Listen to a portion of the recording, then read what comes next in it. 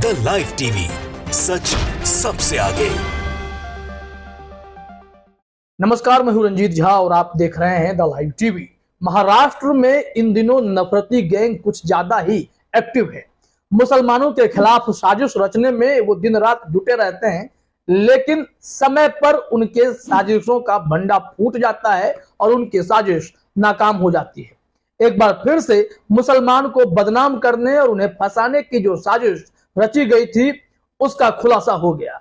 Police ने उस व्यक्ति को पकड़ा है जो इसके पीछे मास्टरमाइंड था। उसका नाम एकनाथ कर्वे है और वही मुसलमानों को बदनाम करने के लिए पीएफआई जिंदाबाद के नोट, पर्ची चस्पा कर रहा था, घर के आगे रख रहा था, वो भी खुन्नस में। इस बात का जैसे खुलासा हुआ है, यह चीजें स्पष्ट हो गई हैं कि ऐसे नफरती तत्व खुन्नस में आकर बार बार मुसलमानों को बदनाम करने की कोशिश करते हैं, लेकिन ये सब पकड़े भी जाते हैं।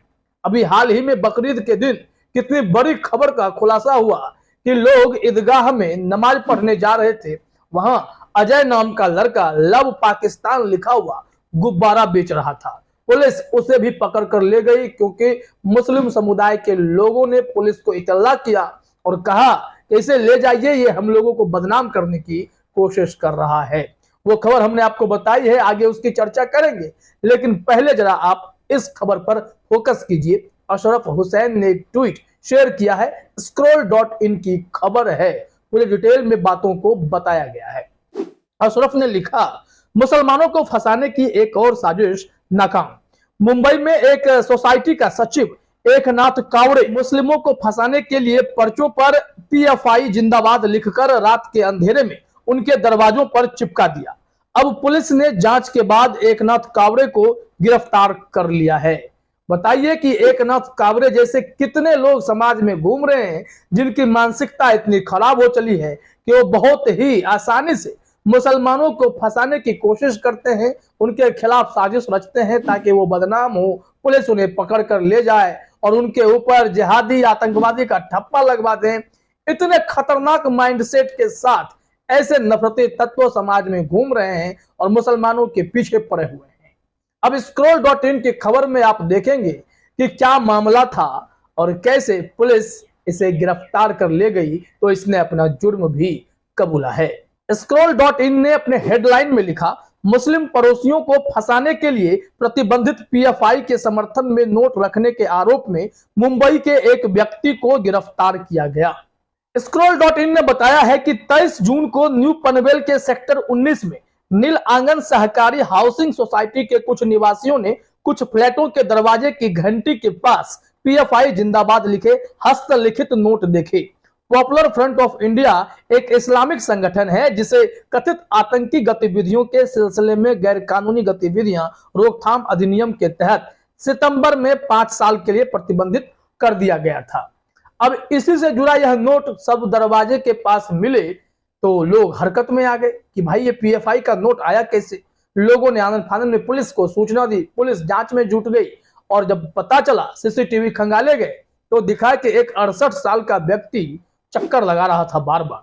उसका नाम है एकनाथ कावड़े और उसी ने खुन्नस में बदला लेने की नियत से इस तरीके के घृणित कार्य को किया। पुलिस उसे दबोच कर ले गई, घसीट ले गई उसे। देखिए कि मिड डे के अनुसार scroll.in ने जो जानकारी दी है उसमें क्या कुछ कहा गया है, देखिए अपने स्क्रीन पर।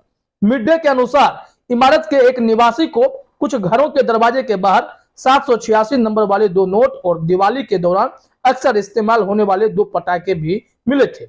इसके बाद कुछ निवासियों ने मामले के संबंध में पुलिस से संपर्क किया और पुलिस ने जब इस मामले की पड़ताल की तो पता चला कि मकान मालिक के साथ एकनाथ कावड़े का विवाद हुआ था। उसके बाद इस तरीके के जघन्य कृत्य को उसने अंजाम दिया जिसमें पूरे मुसलमानों को फंसाने की साजिश रच दी गई, क्योंकि जिस मकान में वो मुस्लिम परिवार रहते हैं वो हिंदुओं का मकान है।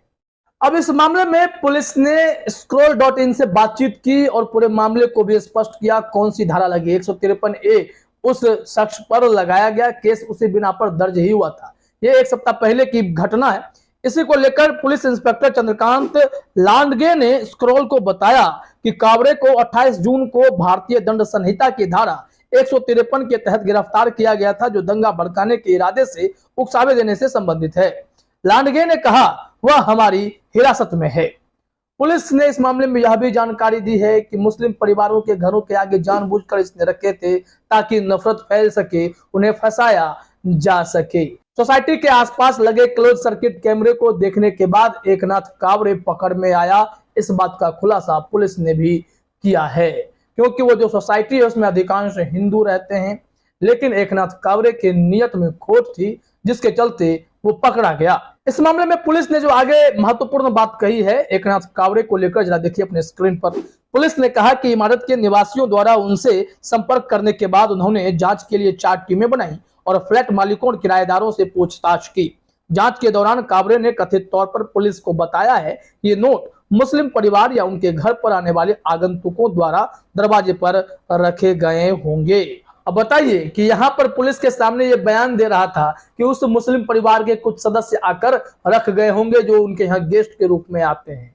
बाद में जब पुलिस की सख्ती हुई तो उसने अपराध कबूला कि उसने जानबूझकर नफरत फैलाने के उद्देश्य से, माहौल खराब करने के उद्देश्य से इस तरीके का काम किया था।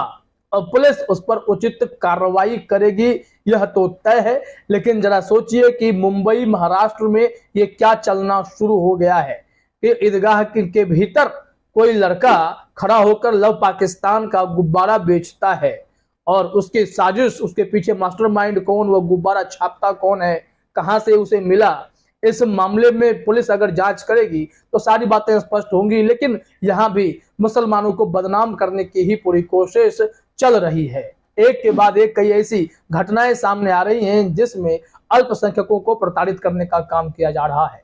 हालांकि प्रधानमंत्री मोदी से जब अमेरिका में इस मामले पर सवाल किया जाता है तो वो लोकतंत्र पर बड़ी बड़ी बातें जरूर कहते हैं और भारत में ऑल इज वेल बोल देते हैं, लेकिन अल्पसंख्यकों के साथ क्या हो रहा है, मुसलमानों को कैसे फंसाने की कोशिश हो रही है, उनके आर्थिक बहिष्कार का कैसे ऐलान किया जाता है, ये किसी से छिपा हुआ नहीं है। महाराष्ट्र से ही यह भी खबर आई कि वहां गौरक्षकों ने गौ तस्करी के आरोप में अफान अंसारी की पीट पीटकर बेरहमी से हत्या कर दी। उसके साथी जिंदगी और मौत के बीच अस्पताल में जूझ रहे हैं और उसी घटना से कुछ दिन पहले ही लुकमान अंसारी नाम के एक व्यक्ति की ऐसे ही गौरक्षकों ने पीट पीटकर बेरहमी से जान ले ली। तो सोचिए मुसलमान कहां सुरक्षित हैं। अब यहां पर गौरक्षक जो हैं भक्षक बने फिर रहे हैं, इंसानों की बलि चढ़ा रहे हैं और बिना किसी सबूत के, बिना किसी गवाह के वो कानून अपने हाथ में भी लेते हैं, उसका भी हक इन्हें नहीं है। तो ऐसे में अगर भारत में यह कहा जाता है कि अल्पसंख्यकों को प्रताड़ित किया जा रहा है, उन्हें बदनाम करने की कोशिश की जाती है, उनके खिलाफ साजिश रची जाती है और उनका खून तक कर दिया जाता है, तो इसमें गलत कहां है। अब वही आप सोच लीजिए कि मुस्लिम पत्रकार सबरीना सिद्दीकी ने यह सवाल किया था मोदी जी से, उसके बाद भारत में उनकी ट्रोलिंग शुरू हो गई। तो इससे आप आसानी से समझ सकते हैं कि किस तरीके से मुसलमानों के साथ सलूक किया जा रहा है। एक बड़ी साजिश नाकाम हुई है, नहीं तो यहाँ भी मुसलमान बदनाम हो गए होते। फिलहाल इस वीडियो में इतना ही। आप सभी का हमसे जुड़ने के लिए बहुत बहुत धन्यवाद। द लाइव टीवी, सच सबसे आगे।